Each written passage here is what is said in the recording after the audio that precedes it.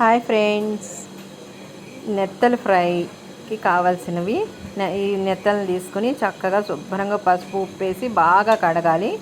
ఇట్లా శుభ్రం చేసుకోవాలి. లోపల కూడా పొట్టలు నలుపు అది తీసేసి చక్కగా ఇట్లా చేసి పక్కన పెట్టుకోవాలి. ఇప్పుడు స్టవ్ వెలిగించి బాండి పెట్టుకుందాం. ఆయిల్ వేసుకోవాలి, తగినంత ఆయిల్ వేసుకుని, ఇది ఫ్రై కాబట్టి కొద్దిగా ఆయిల్ ఎక్కువే పడుతుంది. ఆయిల్ వేసుకుని ఈ నెత్తల్ని చక్కగా కట్ చేసుకుని, ఆయిల్ అయితే నేను పోసుకున్నాను బాగానే.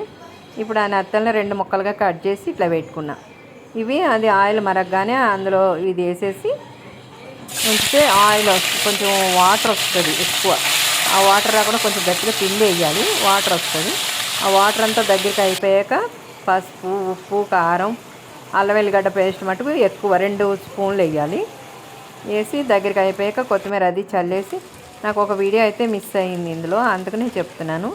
అంతే, దగ్గరికి అయిపోయి ఇట్లా ఆయిల్ పైకి వస్తున్నప్పుడు కలుపుకోవాలి. ఈ ఫ్రై చాలా బాగుంటుంది. ఇది బాలింతలకు కానీ అందరు కాల్షియం తక్కువైన వాళ్ళు కూడా చాలా మంచిది. టేస్ట్ కూడా చాలా బాగుంటుంది. ఈ వీడియో మీకు నచ్చినట్లయితే లైక్ చేయండి, షేర్ చేయండి, సబ్స్క్రైబ్ చేయండి ఫ్రెండ్స్. Please like. ఇది చాలా మంచిది, కాల్షియం తక్కువైతే తప్పనిసరిగా ఇది ట్రై చేయండి ఫ్రెండ్స్. మీకు నచ్చితే లైక్ చేయండి.